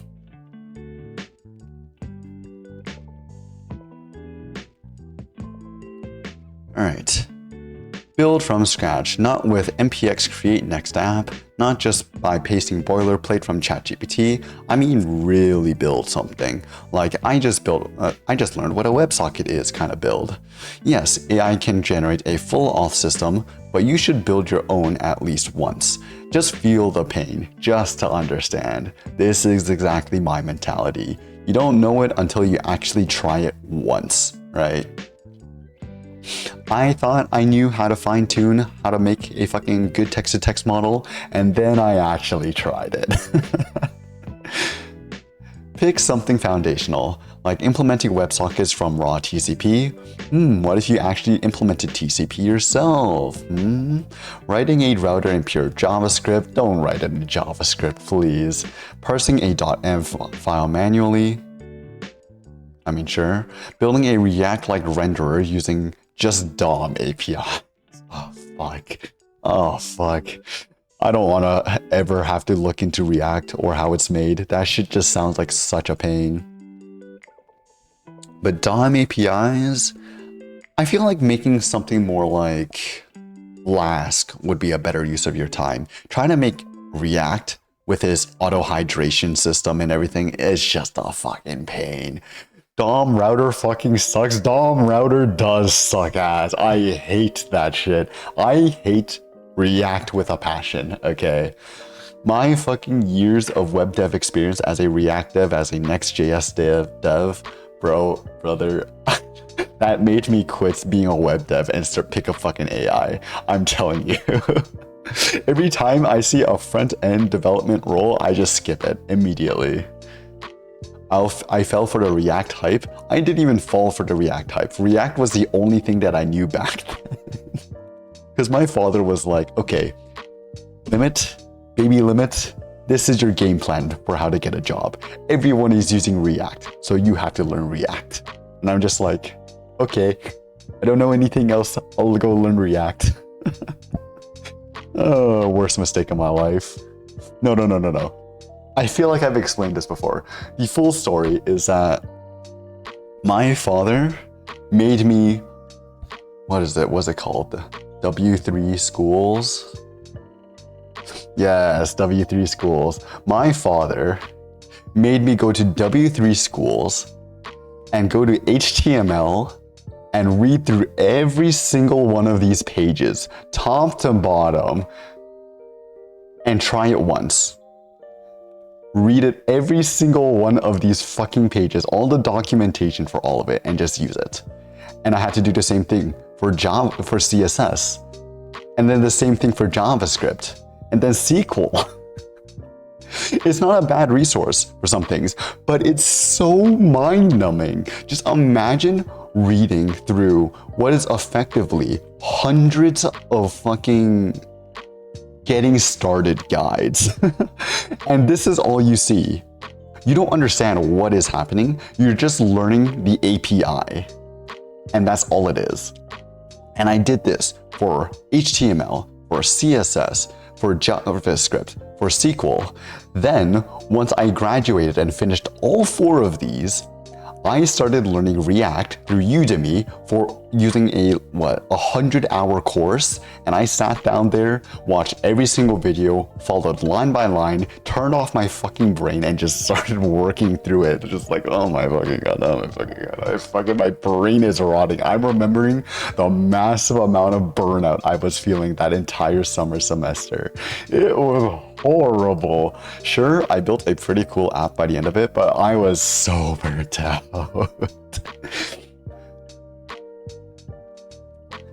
Man, the fact you have a father cares, that would be so nice. He does care, but he cares a lot about me doing work, All right, he doesn't care about me having fun. He just cares about me getting the fucking work done and making money. And I'm just like, now that I've grown more independent, now that I'm able to think for myself and like stand up for myself, I'm just like, yeah, this is a pretty shit way to learn, not gonna lie. Like, sure, this might have been how you learned back in the day, but I can tell you this is not how you would. If you want your son to like programming, this is not what you do. You don't put them on HTML, especially as their first fucking programming languages, because this, I wouldn't wish this upon my worst enemies. Fucking writing HTML from scratch, every single one of these as well. Oh my fucking god, man. Oh my fucking god. I got flashbacks to this when I was making the web UI for JISON, because Flask is inherently just a bunch of HTML templating. It came in use, but at the same time, I've probably forgotten 90% of what's on here inside of these tutorials. I started learning with Code Academy, lol. I wish I started learning coding from an actual coding course, like a guided video coding course, as opposed to reading through these documentations for the first time. Because I feel like that would have been more fun. Like, every single time I started programming has been super, super freaking scuffed, right? The first time I've ever touched coding was in grade 6 when I entered a coding competition class that was supposed to prepare you for like national level coding competitions. And they were teaching us Dijkstra's algorithm, and I didn't even have an IDE installed yet. I didn't even know how to fucking declare a variable yet. Because I joined in the middle of the fucking semester. What the fuck, in middle school? Yes, in middle school. This was when I first got my laptop. And my father thinks coding was a waste of time. When I joined that coding class as well, my father told me that I shouldn't have joined that coding class, and he wanted to pull me out of that coding class because it was like, he was like, Jason, Limit, you're not meant to be in this class. Don't join this class. You're not ready for this class yet. And I'm just like, but I want to learn how to code. He's like, no, don't. But I kept going with that class, and I learned to hate fucking coding. And then I went into high school. I learned Scratch. That was a little bit better, but Scratch is Scratch. And then I took a coding competition, the one that middle school class was supposed to prepare me for. And I absolutely bombed it. I didn't even get the first question. I didn't even fucking declare a variable, but I did it anyways, just because why not? I was doing all the competitions back then anyways for STEM. And then I go into university, and all of a sudden I'm majoring in fucking computer science. Dijkstra's algorithm in middle school is fucking insane. It is insane, but you have to remember that it is a prep course for a national competition, right? Scratch will be the best programming language. Scratch will be the best programming language to get somebody into programming. Yes. Yes, I do agree with that. My goal in life is to get brain-fucked shipped to production. We need to have a stream. We need to have a stream where we program something using brainfuck. I don't even know how hard it would be to just do an HTTP request inside of brainfuck, because I feel like that would be a complete nightmare. I don't know how low level brainfuck is either, but I want to try it out just once. Don't. Yes, just yes. Never write Haskell in the web compiler. It doesn't work good. Even the internet can't help you. I'm lucky I've never had to fucking touch Haskell in my life, and I hope to never have to touch Haskell. Refactor JISON using brainfuck. Make a neural network using brainfuck. I'm dead. I'll be dead. But yeah, my coding adventures, my progression to start learning coding for the first time was absolutely fucked. So don't be like me, because chances are most people will burn out, and if I hadn't majored in computer science, I probably wouldn't be pursuing this either. Because to be honest, computer science wasn't even in my list of majors that I wanted to do. I just did it because my parents, they saw the university that I got into for computer science, and they're just like, Limits, you have to go. You have to go. There's no exception. We don't care about the other universities you got into. We don't care about the fact you got into the fucking Purdue either. for aerospace engineering. You're going to this school for computer science. And I'm just like, but my dreams. And they're just like, you're not gonna make money with your dream. You make money with computer science. You're going to computer science. I'm like, okay, fine. I can't really argue with them. They're paying for my tuition. So if I hadn't gone into computer science, I would have probably been studying some sort of science or engineering, because that was actually my passion back in the time. I was meant to be a biologist. I put everything into learning biology and all of the fucking science shit, but I ended up becoming a computer science major, so what to do? And now look at us. We're not even making money. The market is fucked.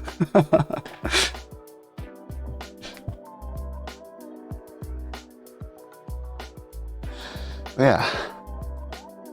Let's continue. We got still half the article. Oh my fucking god. I'm not even gonna finish this article. I'm gonna go like... how much more of this article do we want to go through?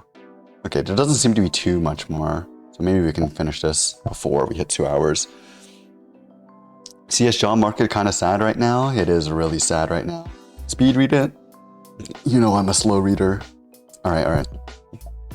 Will it be slower? Absolutely. Will the code suck? Almost guaranteed. But the understanding you gain compounds like interest in a high-yield savings account, except it pays off in future interviews, performance debugging, and architectural debates. That is until you actually start doing your future interviews using vibe coding as well. Fucking hell. I wrote a Twitch integration system on 2 7-hour plane rides with 0 internet, and it felt amazing. I don't know how you would fucking do this without knowing the Twitch API by heart, because that shit is actually cancer. That's what building from scratch gives you: unfiltered confidence. The kind you can't get from Copilot filling in the blanks for you. Even better, there are tools now that guide you through this kind of foundational pain. Autobahn WebSocket Test Suite tests your raw WebSocket implementation like a beast.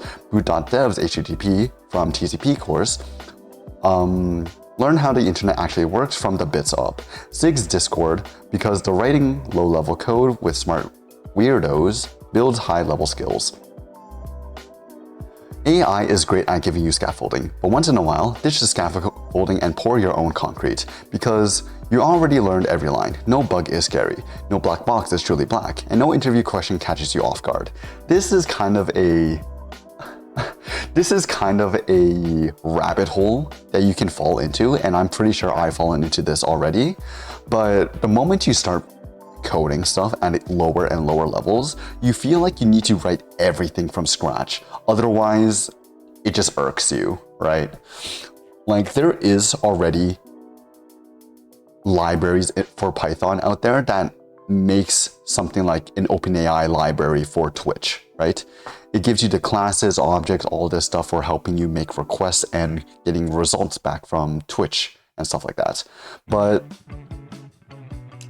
because I started out by using Twitch's API directly and doing everything from scratch, even the integration that I made for some of the channel points rewards that you see for like the femboy and fucking cat ears, the toggles, those I wrote using the Twitch API directly as well, because instead of going with the Twitch API, even though I said I just wanted to use the Twitch API for learning purposes. But now look at me, I can't go back. I can't go back to using the Twitch library because now I'm too used to using the Twitch API for fucking everything. But yeah, your worst code will teach you the best lessons. So go build something broken and fix it the hard way. What's that syndrome? Not a syndrome. What's that thing called again? Where it's like not made here or something? Not made here syndrome? Not made here syndrome. Not invented here. Not invented here. What does this mean exactly? Non-invented here is a tendency for individuals or organizations to reject ideas, solutions. Okay, so no, this is completely different. I always thought that, I feel like there's another quote-unquote syndrome where you feel the need to make everything from scratch and you have the tendency to not use other people's work because you feel like you can just make it from scratch. It's like a maker syndrome or whatever. I don't fucking know. AI isn't a villain, but it sure is a tempting crutch. Let's get one thing straight. AI isn't the enemy. Like Lux says. It's just too helpful. Like that one group project guy who volunteers to do all the work and then wonders why nobody else learned anything. This is so true. But then again, you also always get those deadweights that do absolutely nothing no matter how much you probe them. Like, oh my god. I remember I was absolutely getting swamped with Project JEISON and trains and all that stuff. And when I asked my group mates to make one fucking paper, one fucking 2,000 word paper, after I did all the research and everything, gave it to them and was like, okay, guys, we got one more week. I need the 4 of you, at least one of you, to turn these notes into a 2,000 word paper. I look at the document an hour before the due date and nothing is fucking done. And I'm like, motherfuckers. So I have to write that 2,000 fucking word paper by myself before submitting it at the very end. You always get shit like that, especially in university. Always getting freeloaders, no matter where you go. AI lets you skip the struggle, but struggle is where learning lives. We're not doomed because we use AI, we're doomed if we only use AI. It's not about whether you should use Copilot or ChatGPT. Spoiler, you should. They're amazing tools. It's about how you use them. Do you accept the first suggestion and move on? Or pause and ask why this solution? Is this better? Is there a better one? Do you, like Copilot, write your functions and blindly ship? Or rewrite them later just to understand how they actually work? One dev uses AI like a jetpack. The other one uses it like a wheelchair, brother. Guess which one's going to survive the next legacy code-based handoff?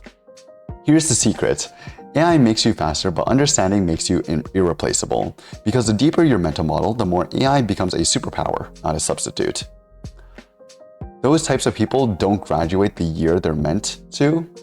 Nah, they do. Because they're riding off the work of other people. They're taking all of the piss easy courses and they're using ChatGPT or whatever to answer all of their questions.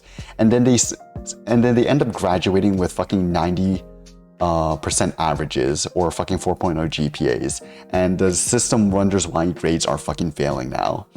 Which is why I just stopped giving a shit about my grades after like 3rd or 2nd year. And I just started doing all the shit that I want to do for fun. Limit DMs. What did you send this time?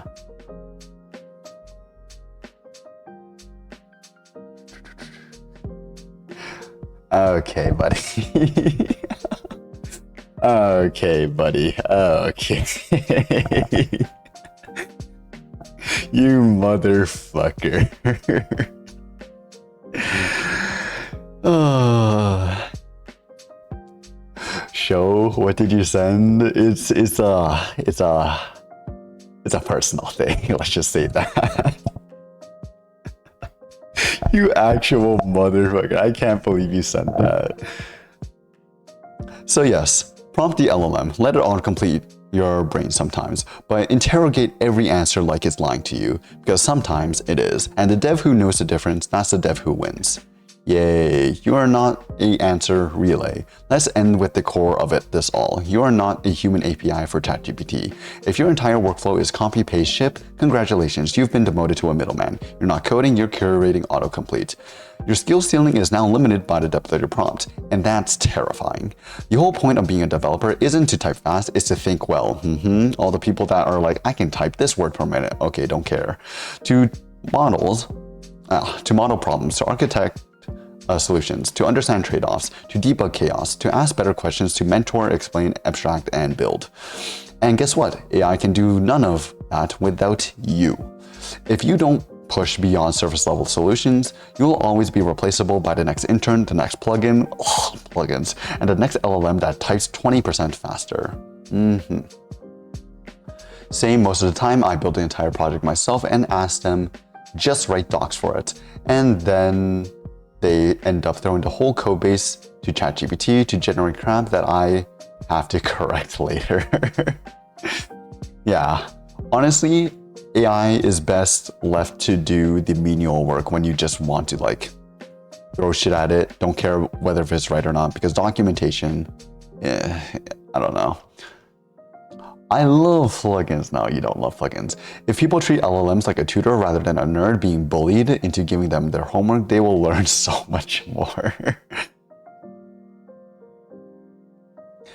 Imagine being replaced by plugins. Okay, not with my plugins. That's never happening.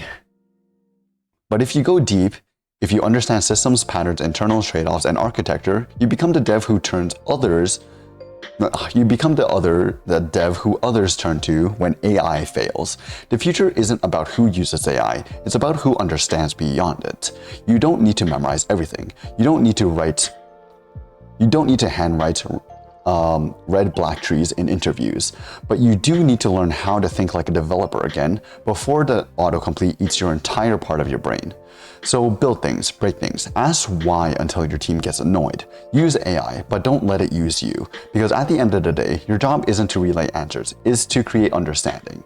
And that's something no model can fake. Woo! All of a sudden, I can actually read. Who knew?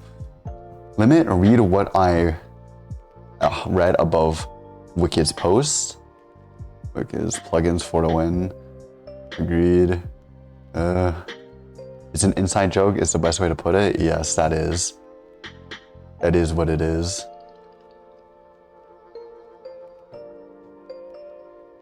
It is just an inside joke. The real dev flex, deep understanding. We live in a time where AI can ace leak code, build landing pages, refactor spaghetti, and scaffold apps with a single prompt. But what's left for you? Plenty. The real flex in 2025 isn't how fast you can ship, it's how deeply you understand. It's being the dev who can design systems from first principles, debug failures no AI can untangle, explain a bug, a fix, and the trade-offs in between clearly. Say, no, that looks right, but it's actually wrong, then prove it. Honestly, yeah, that's like, if you really want to flex, when you go to school, inside a university or whatever, aside from just taking really hard fucking courses, is also being able to say, yeah, I do all my assignments without ChatGPT. And when you say that, people are gonna be looking at you like you're fucking crazy. Like, trust me, man. The amount of people where I tell them like, yeah, I don't vibe code anything because I actually want to learn. They're like, bro, you don't use ChatGPT for anything? And I look as surprised as them until I realized literally 90% of the people here are vibe coding everything. When the AI gets stuck, your depth is what saves the sprint. The flashy devs who automate the workflow end up plateauing. They coast on the AI's surface level suggestions. But you're investing in your time skill compounding. You're playing the long game. Because one day someone will say, this weird edge case is breaking everything, and the AI has no clue why. And you'll say, cool, let's figure it out. That's the real dev energy. 1. Use AI with a learning mindset. Don't just accept the first answer, ask it why. Ask it for trade-offs, ask it for the same solution in 3 different ways. Okay, 3 different ways is kind of stretching it. Treat it like a junior dev you don't fully trust because, well, you shouldn't. Join communities that force you to think, okay, we've already been through this. Do regular AI-free builds, we've been through this. Start code reviews with one key question, why? Rebuild at least one thing from scratch. But they're the only way to stop becoming an AI-shaped echo and start becoming the kind of dev who can solve problems AI hasn't seen yet. That's good, no? If everyone vibes code, won't that raise the demand for real developers?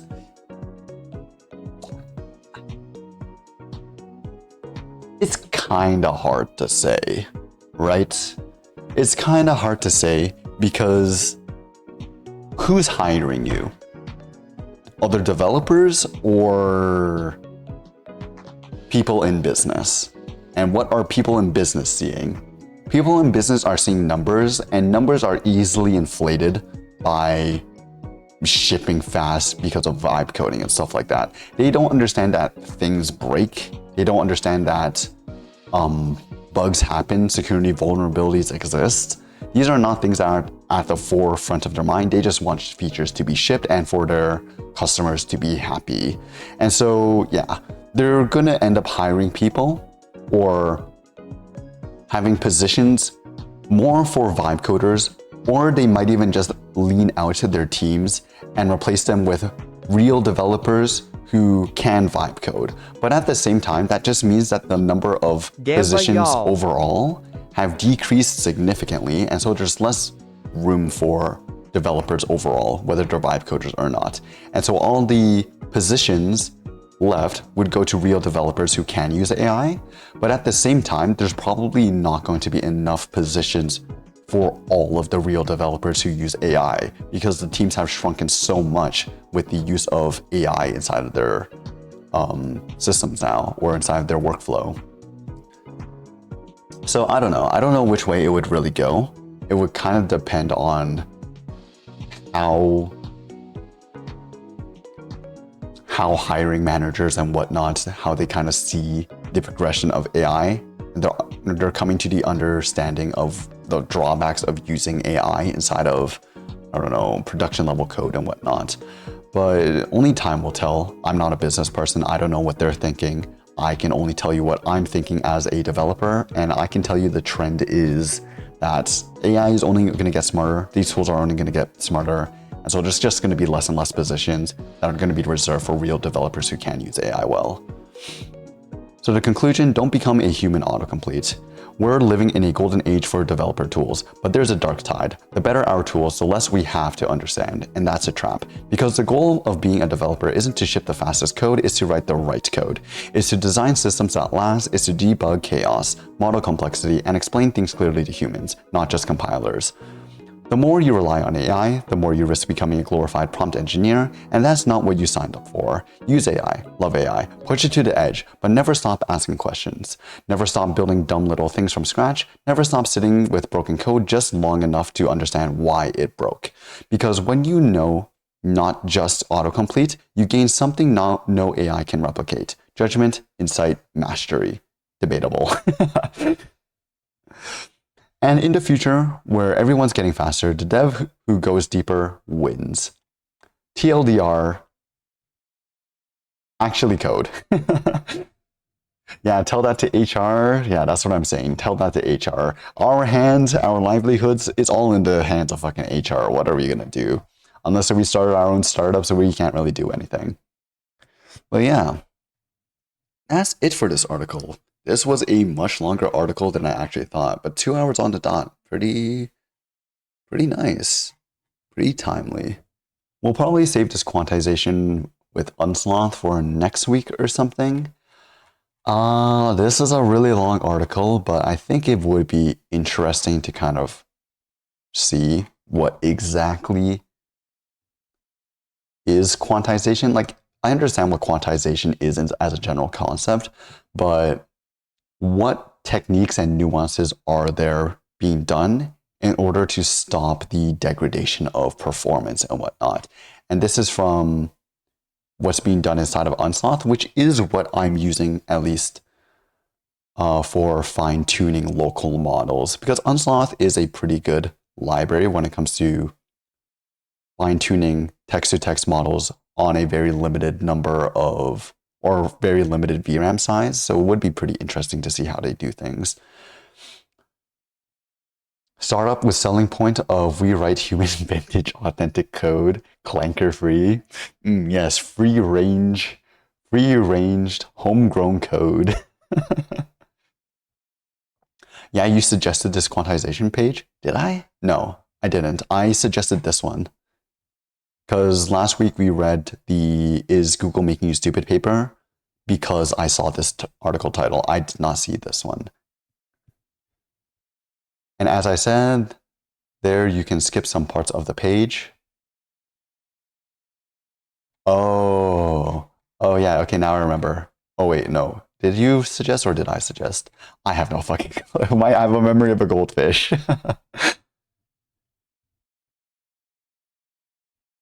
You and I is next to each other.